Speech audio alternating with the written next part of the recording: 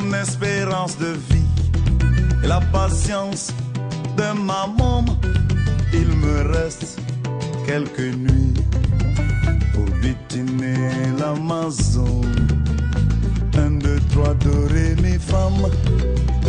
Piqué, piqué, collé, grand.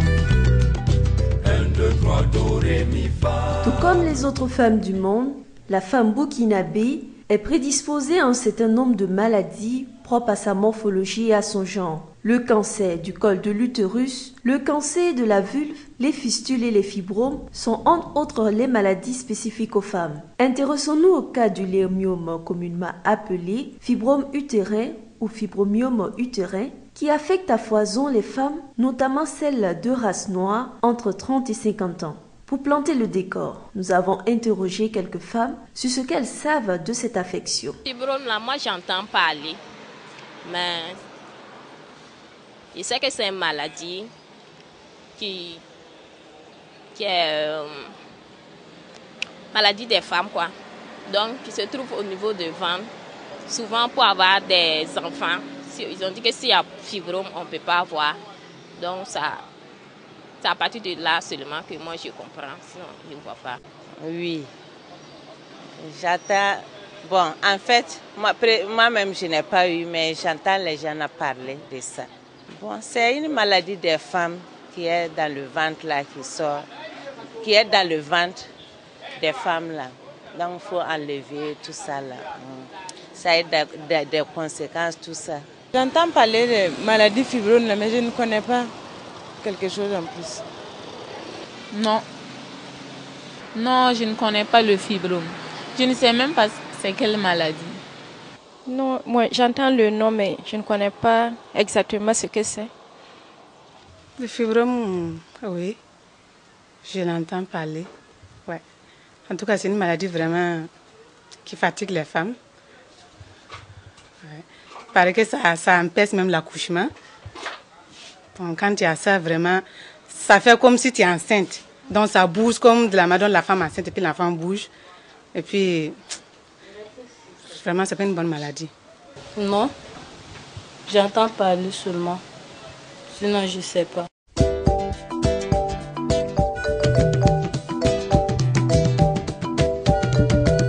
Les fibromes utérins sont un problème de santé publique au Burkina Faso. Selon des études parcellaires, au niveau de la maternité de l'hôpital universitaire Yalgado Ouedraogo, l'on a enregistré en 2015 63% de motifs de consultation externe et 48% des interventions chirurgicales programmées étaient liées aux fibromes. Ce qui signifie qu'en principe, lorsqu'une femme découvre qu'elle a un ou des fibromes, c'est après avoir été en consultation gynécologique que l'on va appeler la porte d'entrée. Mais avant, c'est quoi un fibrome? Le fibrome utérin est une tumeur bénigne, c'est-à-dire non cancéreuse, qui se développe à partir de la paroi de l'utérus. Et qu'est-ce que l'utérus? Nous avons ici représenté une vue d'ensemble des organes génitaux de la femme. Donc, vous avez l'utérus qui a été coupé transversalement. Vous avez le vagin, vous avez les deux trompes et vous avez en blanc représenté ici les ovaires. Alors, l'utérus présente à décrire trois parties. Vous avez le corps utérin,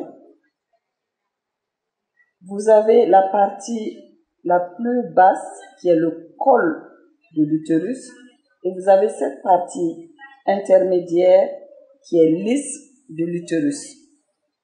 Donc le fibrome peut pousser indifféremment sur les trois parties. Sur le corps de l'utérus, on parlera de fibrome corporeal. Sur l'isthme de l'utérus, on parlera de fibrome isthmique. Ou sur le col de l'utérus, on parlera de fibrome cervical.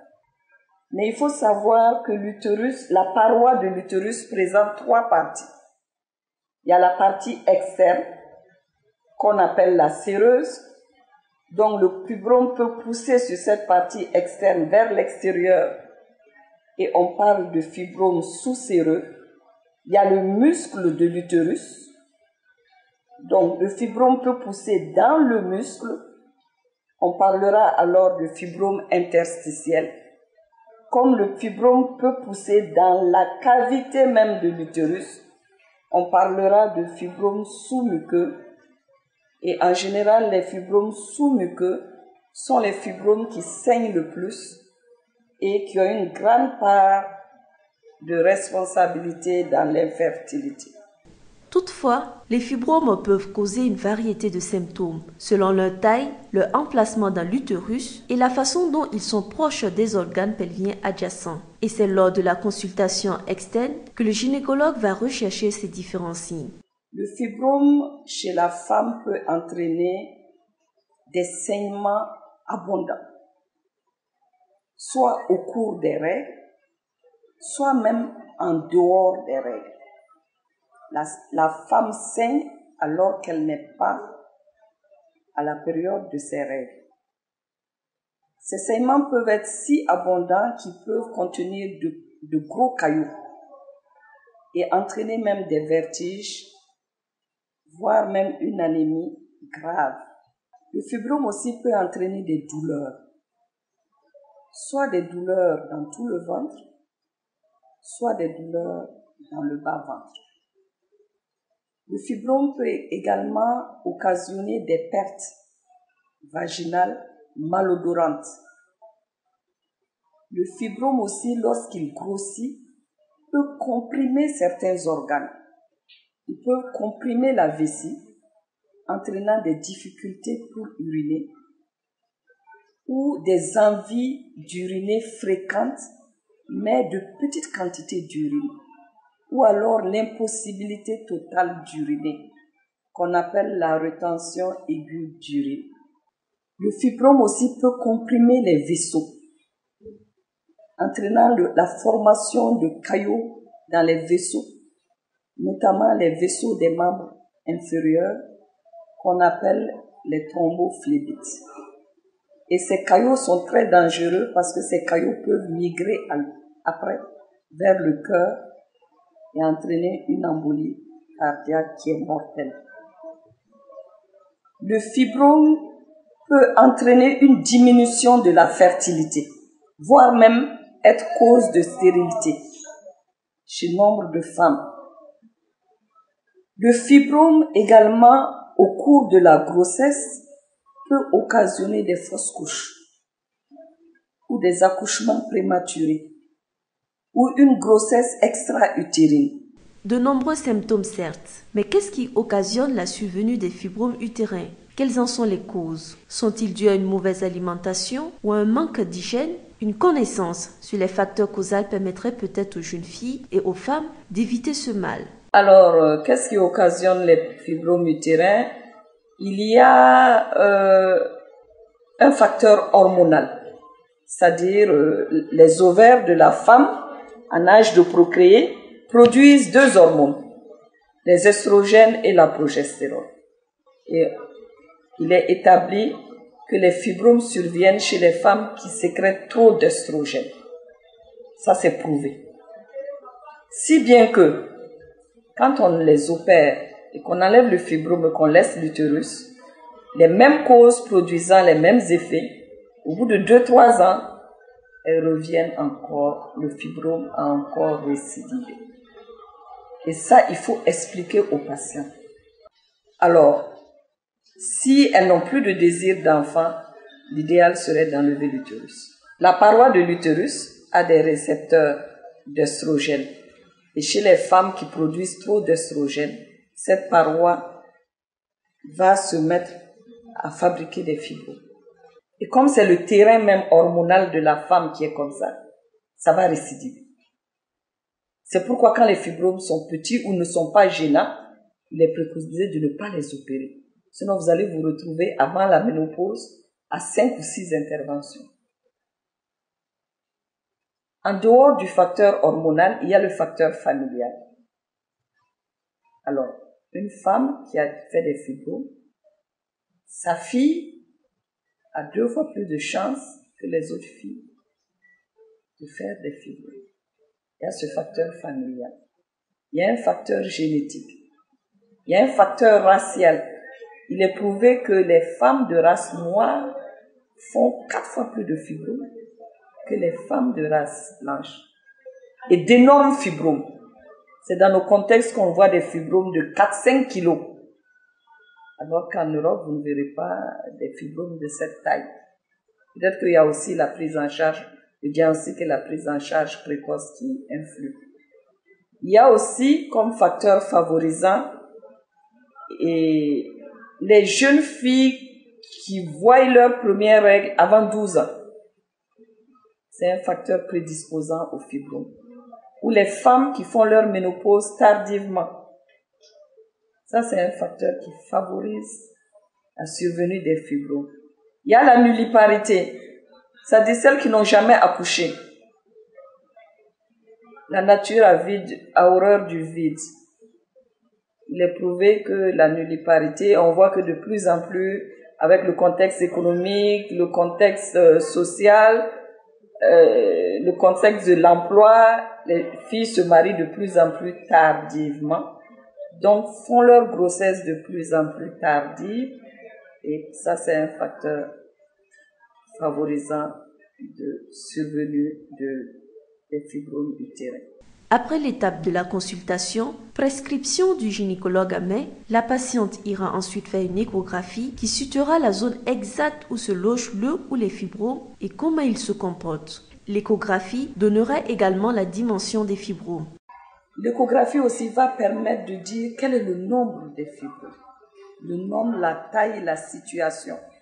Et sur cette base, en corrélation avec les signes que présente la femme, en corrélation avec les données de l'examen clinique et les données de l'échographie, nous allons maintenant décider s'il faut ou non, quel est le traitement approprié.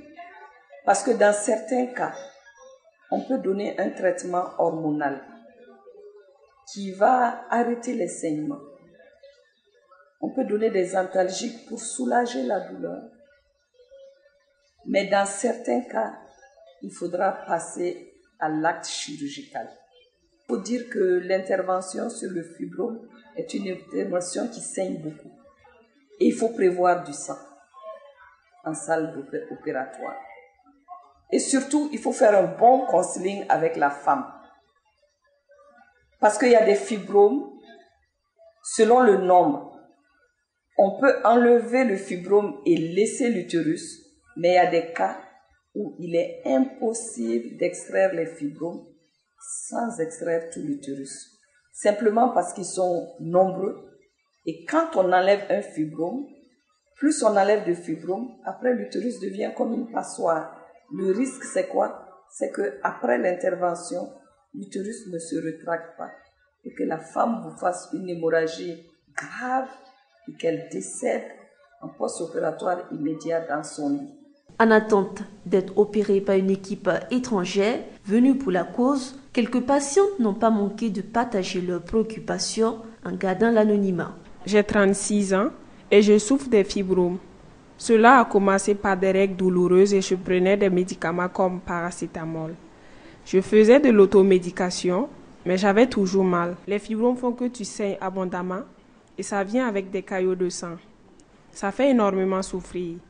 Cela a duré pendant 6 ans. Donc quand je suis partie à Pôle 6, on m'a dit de partir voir le gynécologue. Le gynécologue, il m'a donné un bulletin d'examen pour une échographie. Quand je suis partie pour faire l'écho, on m'a dit que ce sont les fibromes, donc il faut que l'on opère. J'ai demandé si je pouvais avoir des traitements pour soigner cela. On m'a dit que non, car il fallait absolument que l'on m'opère. Mais bon, j'avais également commencé à traiter avec des produits traditionnels que j'ai arrêté par la suite parce que cela fait environ 3 fois que j'essaie de me lever et que je n'arrive pas à me tenir tout droit. J'ai l'impression que du côté droit, il y a quelque chose qui respire. On dirait que je suis enceinte. J'ai 35 ans. Je vis en concubinage et je n'ai pas d'enfant. J'avais des règles douloureuses à l'âge de 14 ans. Dès que j'ai vu mes premières règles, ça a commencé à me faire mal. Un jour, quand je me suis couchée et puis j'ai tâté mon ventre. Je sentais qu'il y avait quelque chose à l'intérieur de moi et la douleur a vraiment persisté. C'est en ce moment que je suis venue en consultation. J'ai fait une série d'examens et on m'a dit que c'était des fibromes. À l'époque, je ne savais pas ce que c'était. J'en entendais parler, mais je ne savais pas trop ce que c'était. Mon conjoint, je peux dire que c'est quelqu'un qui a des principes parce que lui-même m'a dit que j'avais traîné avant d'aller en consultation, que je devais aller plus tôt que cela. Pour l'opération, il y a de cela 1 an que l'on me l'avait proposé. C'était en clinique. Le problème est qu'en ce moment, j'ai eu peur de l'opération et je ne suis plus repartie. C'est quand la douleur a vraiment persisté que je suis venue à Yalgado pour reprendre la consultation à zéro. Il faut dire qu'au début, j'avais très peur. Même maintenant, j'ai encore un peu peur. Les autres malades essayent de me rassurer en me demandant de ne pas avoir peur et que tout se passera bien. Je suis mariée, mère de 2 enfants. Bon, les fibromes, je ne sais pas comment ça se passe. Mais bon, le ventre là, ça a commencé à me faire mal un peu au bas-ventre. Jusqu'à bon, j'ai vu que le sang, par moi, les règles coulent beaucoup. Et je me suis rendue à l'hôpital. J'ai vu mon gynécologue, il m'a fait faire une échographie. J'ai vu que c'était des fibromes. Là, c'était en 2008. Bon, j'ai fait une prévention, il m'a fait faire des examens. Jusqu'à on les a enlevés. Et quand on enlevait, il me disait qu'il y avait des tout petits fibromes qu'on ne pouvait pas tout enlever. En ce moment, il fallait tout enlever avec l'utérus. Mais j'avais refusé en ce moment. Avec le temps maintenant, je ne sais pas, il m'avait prescrit des produits, j'avais commencé à prendre. À tout moment, je prends ça. Mais à un certain moment, j'ai vu que les règles par mois, ça commençait à couler beaucoup. Jusqu'à je ne me contrôle même plus. Et je suis revenue le voir. Il me dit qu'en fait, ce sont les fibromes qui se sont évolués. Mais il faut une deuxième intervention. Là, j'ai dit, ça c'est... Enfin, j'ai dit, je ne suis pas prête pour une deuxième intervention. Et je suis repartie. Et quand je suis repartie, j'ai vu que, ouais, je ne maîtrise pas. Par moi, comme ça, là, ça me fait mal. Le bas-ventre, ça me fait mal. Et ça ne fait qu'évoluer chez moi. Ça ne fait qu'évoluer. Et jusqu'à jour, si je suis revenue pour faire le contrôle encore, il m'a dit que, ouais, il faut forcément qu'on les enlève tout. Moi, je souffre. Ça évolue. On dirait un bébé qui est dedans, qui est en train de bouger à tout moment. Bon, le sang, ça n'arrête même pas de... à tout moment, le sang ne fait que couler sur moi. Ça ne s'arrête même pas, même malgré les produits qu'on m'a prescrits. En tout cas, pour elle, je suis enceinte. Parce qu'il est là-bas, il ne fait qu'évoluer. On dirait une femme enceinte. On dirait une grossesse de 6 mois. Et il est là, ça bouge. On dirait un bébé, on dirait quelqu'un qui est enceinte, quoi. Ouais. Le professeur Milogo également nous raconte 2 cas douloureux qu'elle a jusqu'aujourd'hui en mémoire. Je garde en mémoire l'image d'une patiente intellectuelle qui s'est présentée à moi avec un ventre volumineux, comme une grossesse à terme, qui m'a été adressée par une connaissance.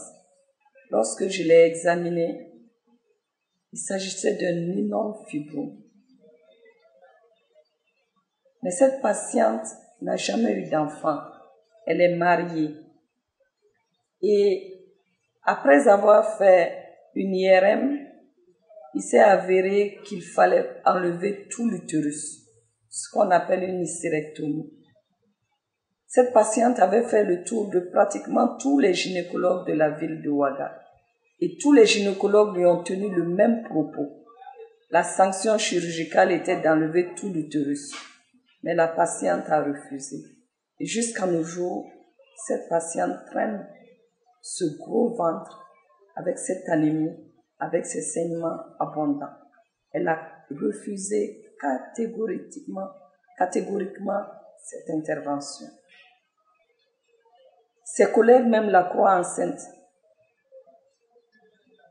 Mais c'est une grossesse qui dure depuis des années.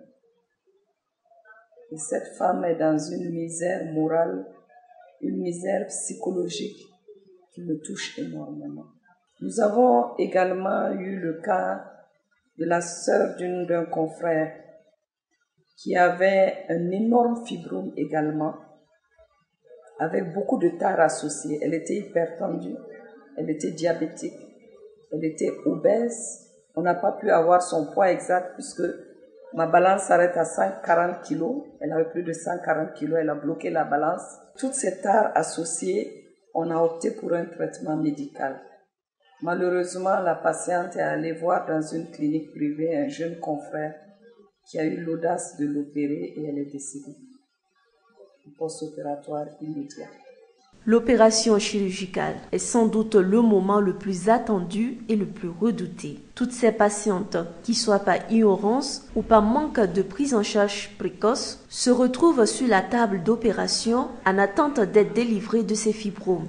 Cette pratique médicale en principe doit se réaliser dans un bloc opératoire stérile, c'est-à-dire débarrassé de toute trace de germes qui pourraient infecter le patient.